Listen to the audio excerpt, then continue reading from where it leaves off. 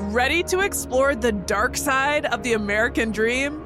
Capital City Theater presents Stephen Sondheim and John Weidman's Tony-winning musical Assassins, a bold, provocative journey through the minds of 9 individuals who changed or tried to change history by targeting the President of the United States. From John Wilkes Booth to Lee Harvey Oswald and beyond, their stories collide in unexpected, eerie, and even darkly funny ways. Don't miss this gripping and unforgettable production running August 1st through 10th at the Playhouse in the Overture Center. Get tickets and more information at capitalcitytheater.org. Ready to boss up? Madison Magnet is Dane County's premier young professionals organization. Magnet aims to give young professionals a place to connect, collaborate, and develop. Joining Magnet gives you access to a network of 250 plus young professionals, free access to 40 plus events per year, and an opportunity to join committees or the board of directors. Membership starts at only $30. Sign up today to get access to all of Magnet's events and member benefits.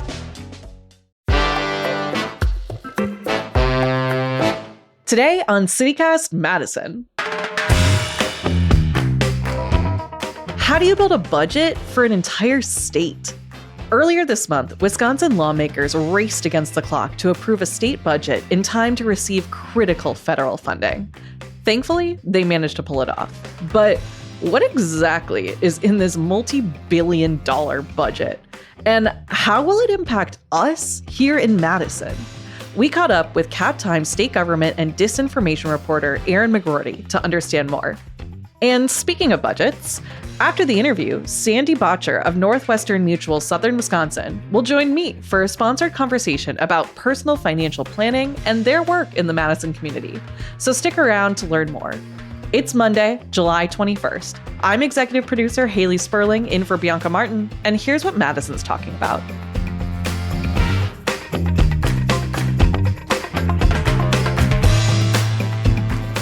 Erin, welcome back to CityCast Madison. It's always such a pleasure to see you and have you bring us all of the wisdom of what's happening from the state. Thanks so much for having me. Yeah, so earlier this month, the state legislature passed and Governor Evers signed a 2-year, $111 billion state budget for 2025, the year we're in, to 2027. We're going to get into the local impacts here in Madison. But first, before we dive into that, I want to briefly talk about what it took to get us this budget, because apparently lawmakers really took their time this go around and waited until the very last moment to finalize everything. So what was going on behind the scenes with that? Why was there such a big rush to get things done at the tail end of when it was possible? Yeah, I would say they waited until after the last moment because the new fiscal year started on July 1st. So, wow. Fortunately for Wisconsin, what happens is if they don't pass a new 2-year budget by the end of the fiscal year, the state is still funded, just at the levels from the last biennial budget.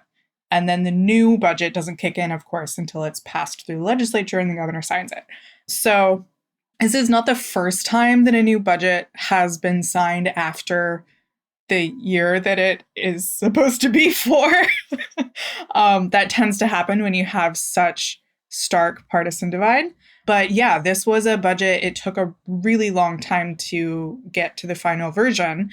There was a lot of back and forth. The governor was trying to negotiate with Republicans ahead of time so that they could avoid what has happened in past years where he just, hands down 50 plus line item vetoes.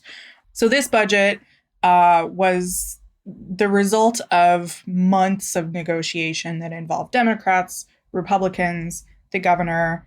And as a result, Republicans got some provisions like tax cuts that they wanted. Democrats got education funding like they wanted. And the governor only vetoed around 25 sections as opposed to 50 in past years because they had already come to an agreement on a lot of different provisions. So you would describe this as a more bipartisan budget then? This was a lot more collaborative than it has been in the past. Typically, the governor will come forward with his proposal. And then the Joint Finance Committee, which is controlled by Republicans, will come up with their own budget completely separate from the governor. And it usually doesn't include a lot of the things that the governor wanted. And then they will pass it with only Republican support. And then the governor will rip it to shreds with his veto pen. And this time, when it was passed through the Assembly and the Senate, some Democrats actually voted for it, which is new compared to past years. And I saw in a WPR story that lawmakers were racing ahead of a federal deadline that could have caused Wisconsin to lose out on more than $1 billion in healthcare funding. So there was some additional time pressure, I imagine.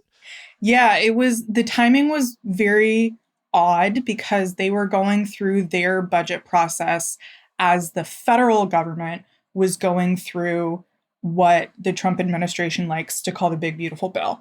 A provision in that congressional spending bill has limited states' abilities to increase something called hospital assessment fees, which is essentially like a tax levied against hospitals that then qualifies the state to qualify for more federal Medicaid reimbursement dollars.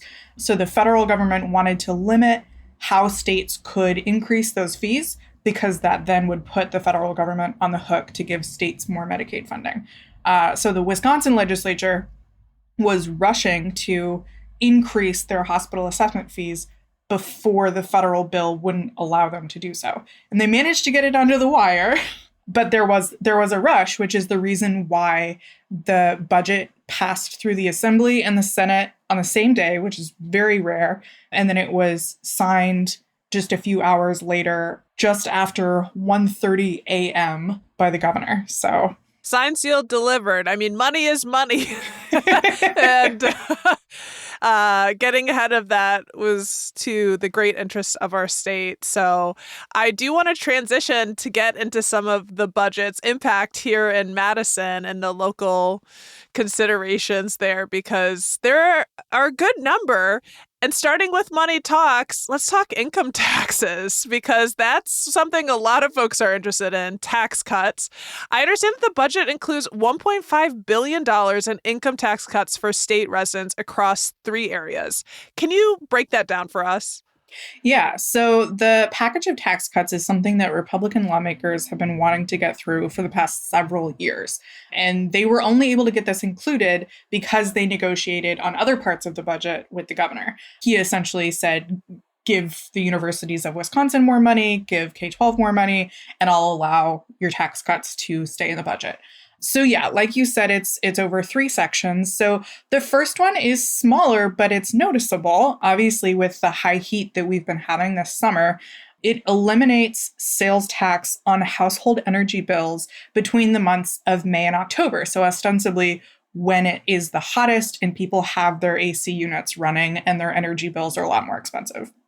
So, for example, I spoke with Madison Gas and Electric just for a local perspective, and a typical monthly residential electric bill based on about 500 kilowatt hours of usage is usually about $107.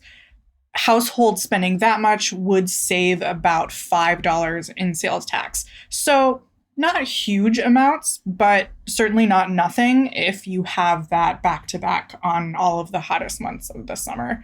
5 on. Hey, my RAC's been working, so there I'll you take go. that $5 back. And then second, it expands the state's second income tax bracket. So that had previously taxed individual filers at 4.4%.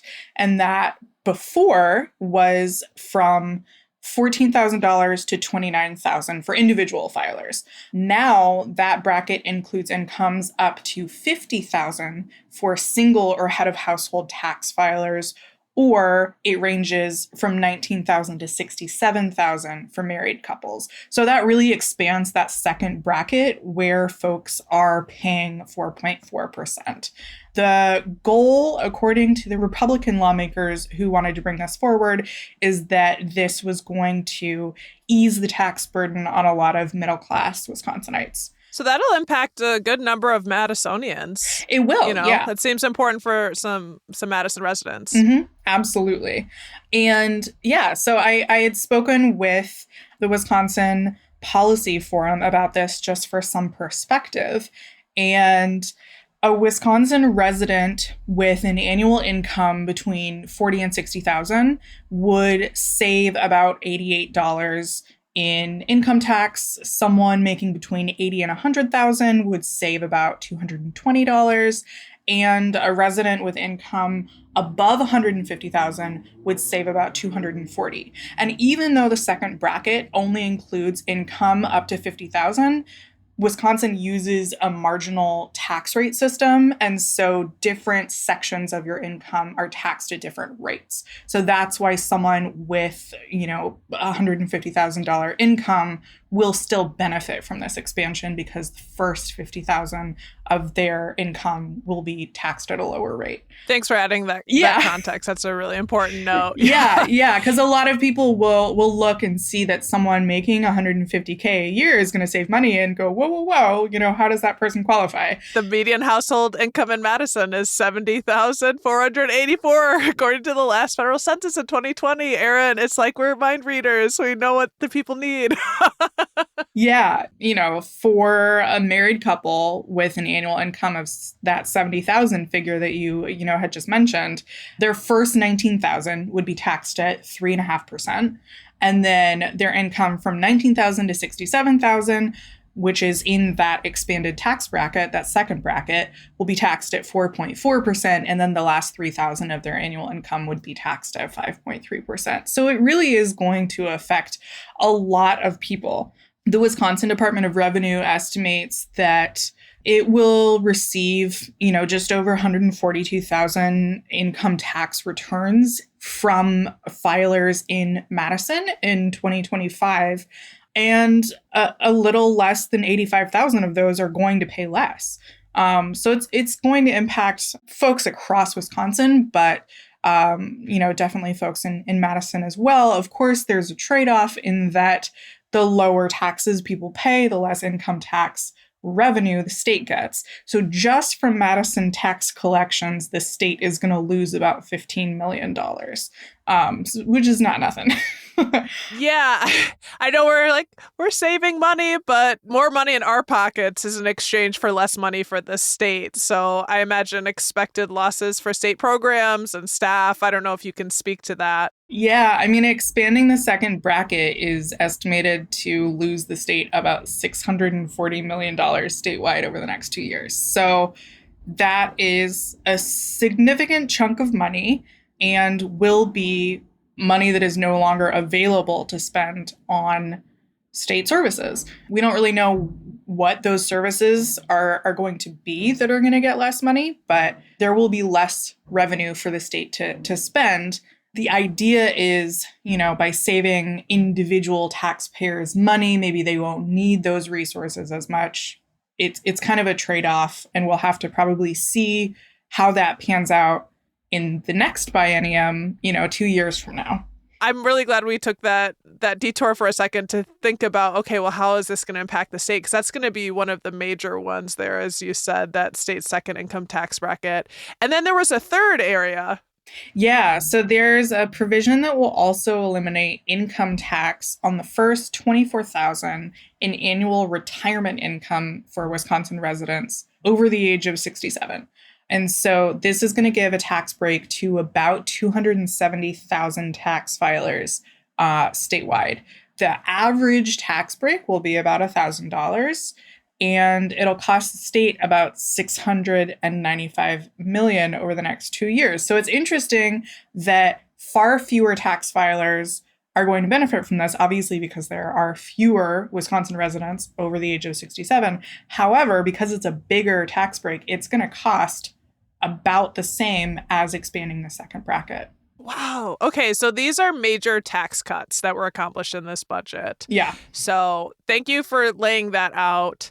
I do want to keep trucking as we could have a whole hour on the implications of those cuts. There's so much but of it. But people know The tax cuts are coming, and you laid that out beautifully. Do you want to talk about that? This budget also allocates money to pay for municipal services. So that was a big thing, including for the city of Madison. Sounds like there's a slight increase in Madison's cut of the state's shared revenue. So what exactly is the city of Madison getting out of this budget?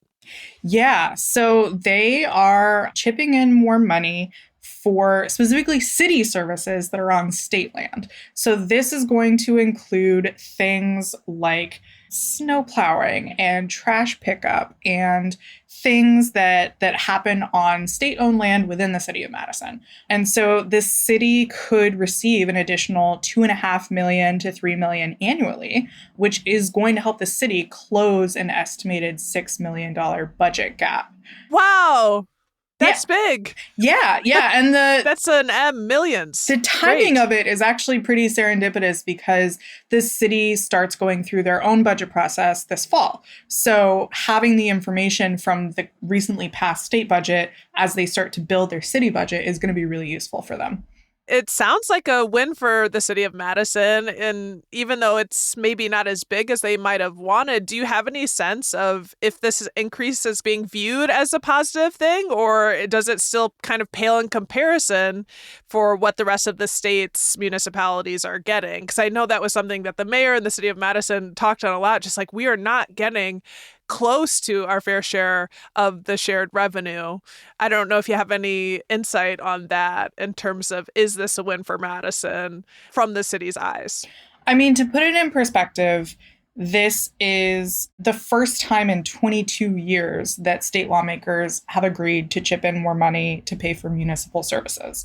So it's been a minute, and the city officials are very excited about it. As you mentioned, shifts in shared revenue have happened in the past, but the city of Madison hasn't always benefited as much as other localities. So the provisions that are included in this state budget are very welcome news for Madison leadership. Okay, good deal. Good deal. Do you think Madison's move to hire a conservative-led lobbying firm helped with this win? That's such a tough call because they hired the Welch Group, and that is run by in part by a former Republican state assembly member. And so you can make assumptions about how that might play into it. But I think that when they've spoken to folks at the Welch Group before, they've said, yeah, I mean, our job is to lobby, and that's what we're going to do. So I think that they worked really hard to leave partisanship out of it, which might have, benefited the city in the long run.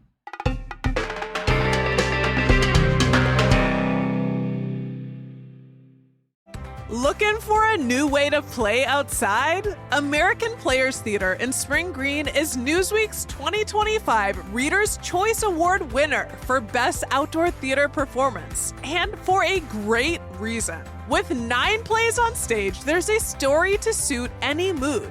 You can see Shakespeare Under the Sky and Stars in the large outdoor Hill Theater, or a world premiere in the intimate indoor Touchstone Theater that offers climate control and no mosquitoes. Whatever path you choose, it's a unique way to spend time outside with your favorite people. Pack a picnic, because gas grills are available for your grilling pleasure. And enjoy hiking trails for a little post-meal activity before you see some world-class theater. It's time for you to see why the New York Times calls APT a, quote, Wisconsin treasure. Best part, dear friend and listener, you get 20% off your play tickets with the code CITY20. Plot your summer play date at AmericanPlayers.org and thank us later. Remember that amazing little cafe you discovered last summer with the perfect latte and crazy view? Or that sweet hiking spot your friend told you about but you can't remember the name? With Overlook Maps, special places never get lost again. Create personal lists of places you've been and want to go. Build your must-visit list for your next vacation, your foodie favorites for date nights, or your weekend getaways when you need to escape. Share your favorite hidden gems with friends and family. Let them discover that incredible barbecue joint you found or that scenic overlook that takes your breath away. Or keep your secret spots completely private. Planning a trip with friends? Create a shared list where everyone can add their ideas. Visiting a new city? Check out lists from locals who know the real gems, not just the tourist traps. And here's the best part. No ads cluttering your lists. No one selling your data to advertisers. Just your personal collection of amazing places organized exactly how you want them. Overlook Maps, collect, organize, and share the places that matter to you. Download free at overlookmaps.com and check out overlookmaps.com/Madison to see some of our lists and great spots on a map and in your pocket. Your places, your way. This episode of CityCast is sponsored by Babbel. Learning a new language opens the door to new friends, new cultures, maybe even a whole new life. So why not start that journey today? You can start speaking a new language with confidence thanks to Babbel's conversation-based technique that quickly teaches you useful words and phrases about the things you actually talk about in the real world. I'm CityCast CEO David Plotz, and I've been learning Spanish with Babbel, just one of the 12 languages you can learn with it, including Dutch, French, Italian, which is going to be next for me, Turkish, and Russian.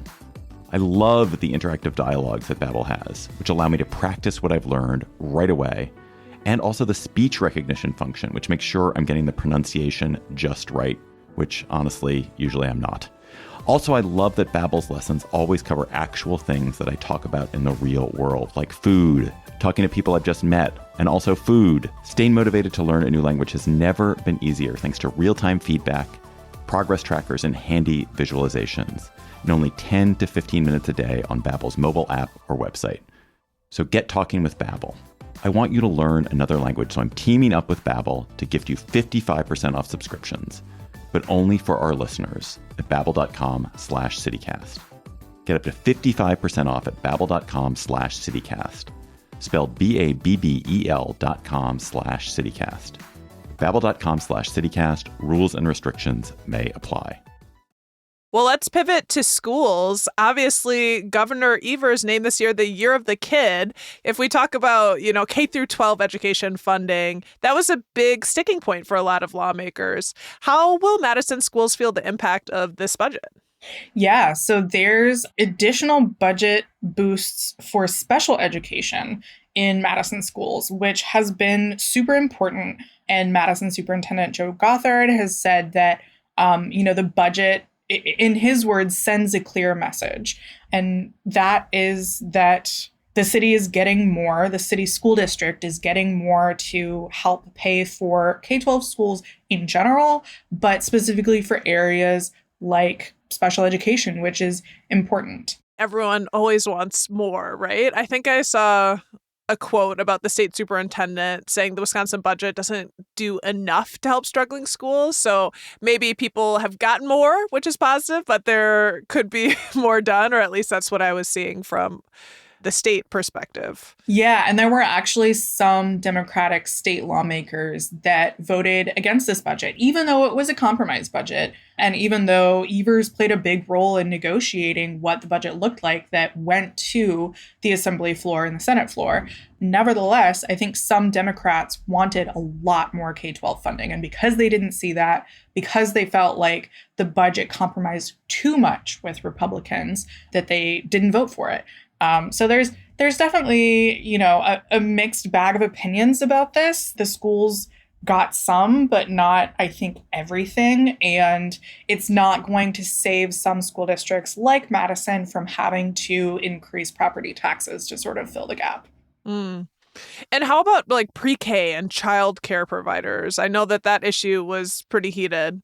Yeah, that's a big one. And up until recently, Wisconsin has run a program called Child Care Counts. And this was a pandemic era program that was federally funded. And that provided direct payments to child care providers. And that program is phasing out, but they were able to include funding in the state budget that sort of, bridges that gap in funding a little bit.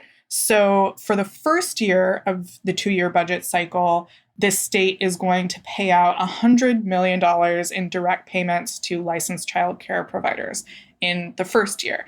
And the goal of that is to sort of cushion the blow of ending this federally funded Child Care Counts program. But then also other provisions is that they are increasing the subsidies that low-income families will get for infants and toddlers that qualify for a program called Wisconsin Shares, which is a state program, not a federally funded program, but a state program that helps lower-income families pay for childcare. So, for example, families might receive $200 a month for children under 18 months and $100 a month for children between 18 and 30 months. So that's really intended to help people with babies and toddlers. And it was interesting because I was speaking to the Department of Children and Families, which sort of oversees childcare in general. And Jeff Pirtle, who's the department secretary designee, mentioned just how expensive it is to be a young family here in Madison specifically. Most Madison families spend about 40% of their household income on housing and another 25 to 30% on childcare. And so if you have 2 kids, that's your whole income.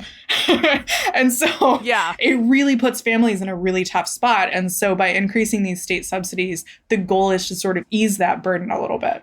Mm-hmm. I remember the overarching sentiment was this was a crisis when Child Care Counts was going to go away. So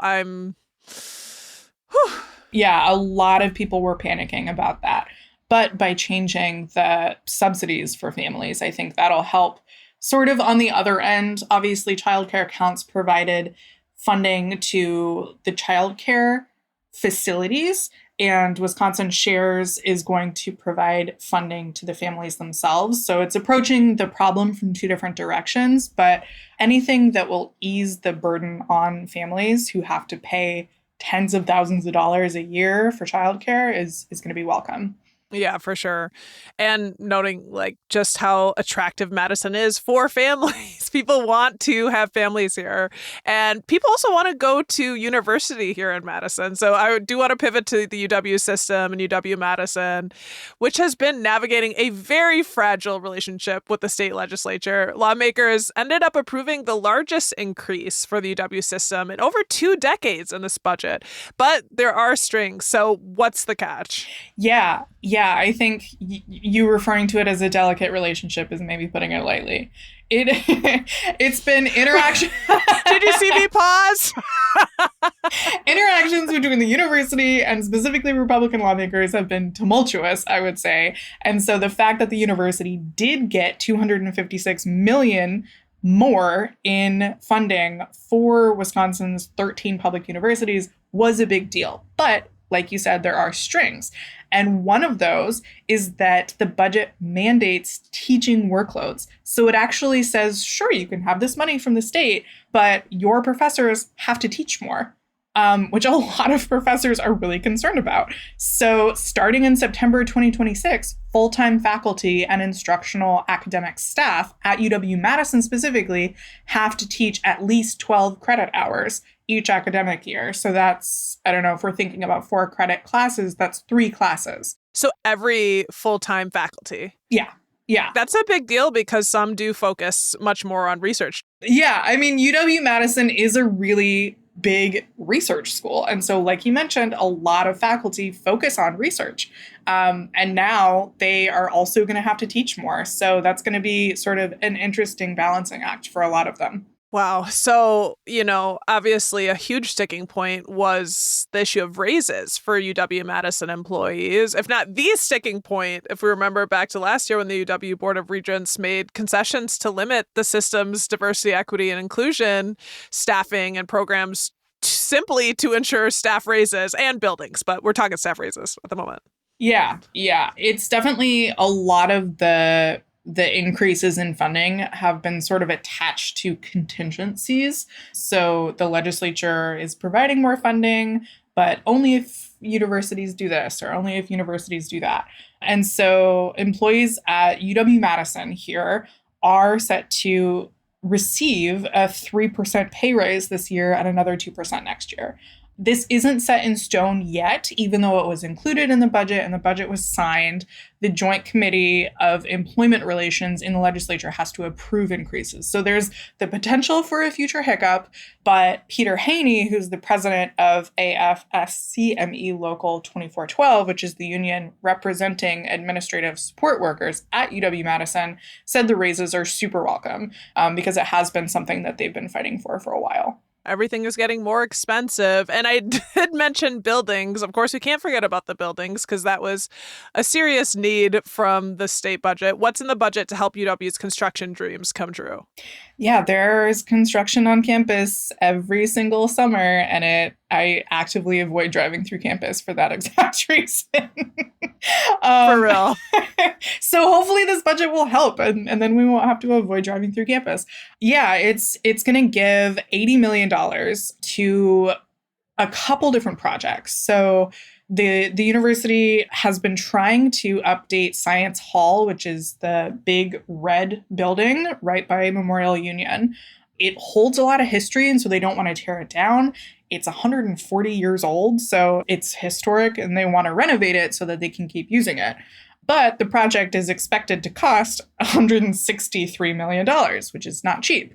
The $80 million from the state budget towards the renovations of Science Hall is a big deal. The university is going to have to find another $83 million through like grants or charitable gifts, but the state funding is going to allow that project to continue moving forward. Okay, it was really hard for me not to interrupt you to say, this is my favorite building, and I'm so happy. I'm so grateful, and I'm so stoked for these renovations. No, I mean, it's a really cool building, and the fact that it's like that red brick, like it's historic, and people know exactly what you're talking about when you mention Science Hall. So they're very happy to have the state funding to continue that project. And it sounds like some expansions around dining halls, including the dining hall that I used in Chadbourne. Yeah, Chadbourne and Jejope have gotten funding. So that's going to be super helpful. Enrollment has continued to grow at UW-Madison. And so having state funding to actually expand and renovate residence halls is going to be super important. Wow, it's so wild to hear DeJope already needs renovation in any way, because I was like, DeJope was the new one when I was in school that was coming, it's going to be coming to campus. But I can attest, Chadbourne is pretty old. So yeah, buildings don't stay new forever. Yeah, so true. Well, so before we let you go, Erin, are there any other key or interesting items in the budget folks should really know about that we haven't covered? Well, locally, there is one more, and that is that there's going to be a new youth prison in Dane County right outside of Fitchburg. And this has been part of sort of a years-long effort from the state to try and close a couple youth prisons in northern Wisconsin. So that's Copper Lake and Lincoln Hills facilities. And they are really old and overcrowded. And a few years ago, the state made a plan with the Department of Corrections to build a new youth prison in Dane County, one in Milwaukee, and a new one in northern Wisconsin so that they could close these other two facilities. So the new prison is going to be on land that the Department of Corrections already owns, and it's going to be right near Oregon Correctional Center for Adults and the DOC's sort of agricultural school for justice-involved youth called the Grow Academy. So that's going to be outside of Fitchburg, and it'll be done, I think the goal is to have it done in 2029, and it will have the capacity to hold 32 boys and 8 girls. So the last population report that I was able to find showed that 5 girls were incarcerated at Copper Lake and 79 boys were incarcerated at Lincoln Hills. So by opening these new facilities over the next few years, they should be able to decrease the populations at these older facilities. And then also in the end, because Dane County and Milwaukee are the most populous areas of the state, one of the other goals is to allow justice-involved youth to stay closer to their families or other support systems while going through incarceration. So having these facilities, in Milwaukee and in Fitchburg, theoretically will help people, stay closer to their family while they're incarcerated. That's a very noble goal. The term justice involved youth, does that mean people who are in the carceral system, basically? Yeah. So for the Grow Academy, for example, that is not as secure as a youth prison is typically. So you think of a prison, it's like a, big fortified building with fences and guards and things like that. And the Grow Academy is designed really to help youth not end up back in the prison system. So the goal is to sort of teach them skills that will help them transition back into society and not contribute to Wisconsin's already high rate of recidivism. There's different levels sort of carceral system. Obviously, just as adults have minimum, medium, and maximum security prisons, for young people, there's also different sort of methodologies depending on the level of, conviction and things like that. We're going to need to do a whole show on that. Erin, thank you so much for coming on the show to tell us about this budget and its impacts. And it's live now, so we wanted to get the deets. We're so grateful for you and appreciate you taking the time. Yeah, thanks so much for having me. That's Erin McGroarty, state government and disinformation reporter at the Cap Times. And hey, don't go anywhere. In just a moment, you'll hear my conversation with Sandy Botcher of Northwestern Mutual Southern Wisconsin about financial planning and Northwestern's deep community involvement in the Madison area. Check it out.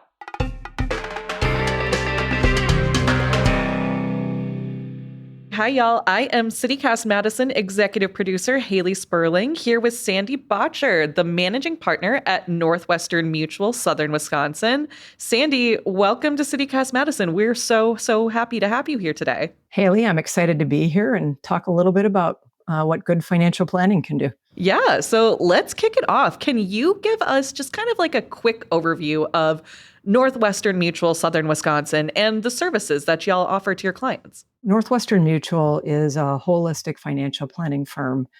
We help clients protect the risks, the bad things that can happen, dying too early, becoming hurt and disabled, not being able to work, having a parent that you have to care for that takes time and money away from you planning for your own retirement. So we help think about protecting those risks so that we can help accumulate all the money that you need to live a long and healthy retirement. And so we really think about both the risk and the investments together to give you long-term financial security.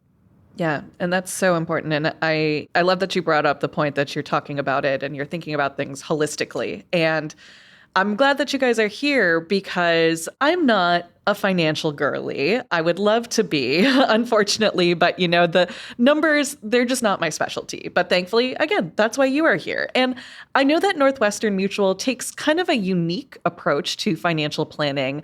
How would you describe that approach and what sets y'all apart from other advisory services out there? It's funny that you bring up the numbers because the numbers are the last thing we talk to you about when we sit down to have a conversation. We really want to get to know what's important to you and your family, the hopes, the goals, the dreams, how you want to live your life today and how you want to live it into the future. And then we put together a plan that helps you think about how you're going to move along on that journey. We are really in the business of building long-term relationships. Our clients are with us 20, 30, 40, 50 years. Wow. Life's needs change along that journey, and the plan has to adjust and take into account all of the things that happen. And so that plan is the important part. And again, it starts with we think about risks and how to take care of risks, and then we think about how to grow the assets in partnership, and when it's a beautiful partnership and combination. I love that. Partnership, a lifetime experience. And it seems like you really build a sort of community with your clients and with the folks that you work with. And, here on CityCast Madison, we're all about local community. And I know that Northwestern Mutual is really involved in the greater Wisconsin community as well. Can you talk a little bit about some of the initiatives that your team is passionate about and why community engagement is such a big part of your mission? Yeah. How much time do you have, Haley? Because I can get pretty rubbed up on this topic. At Northwestern Mutual Southern Wisconsin, our mission is to help give people the freedom to live by design, That's the clients that we serve. That's the people who come and build their businesses and grow their careers in our firm. And then it's the community that we get to be a part of. And for us, one of the things that we are passionate about is raising dollars to help find a cure for pediatric cancer. We do that in partnership with a national organization known as Alex's Lemonade Stand Foundation. And I will tell you the work that we get to do to try to find money for research, little known fact, but the most prevalent cause of childhood death is cancer, and yet only 4% of the national funding goes to research for finding cures for pediatric cancer. That's why we are so passionate, and lots of things will disrupt a family, but a family with a child with cancer is disrupted both emotionally and financially, and so we're passionate about raising dollars for a cure. Yeah, I can only imagine. That sounds like an amazing cause, an amazing initiative that y'all are a part of, and that's just such a beautiful thing to contribute to the community in that way. I love the fact that the fundraising we do in partnership with Alex's Lemonade Stand Foundation ends up right here in our backyard in Madison. A lot of the dollars have made their way over to Carbone, where they're doing great things in terms of the pediatric cancer research that they're doing there. I'm delighted to be a part of the advisory board, helping Carbone think about furthering their mission and helping to raise funds for their great mission. So it's a beautiful way to make sure that we're giving back right here locally. We love it. Local tie-ins all around. And you couldn't name a better cause, truly. Sandy, thank you so much for being with us here today. And for folks who want to learn more about Northwestern Mutual and their services, where can people find y'all? Well, you can go to Northwestern Mutual Southern Wisconsin, find our website. You can find our Facebook page, and feel free to reach out and we can help connect you with someone who can help whatever you need. Awesome. Sandy Bottard, thanks again for being here. And again, check out that website. That is southernwi.nm.com to learn more. And we'll have that link live for you in our show notes as well. So you're just one click away from finding out more. Thanks so much for joining us today. Yeah, pleasure to be here.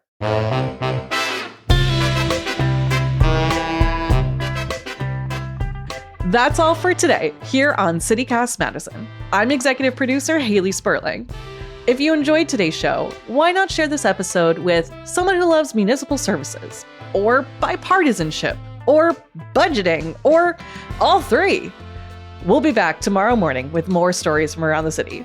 Until next time, take good care and keep those checkbooks in balance.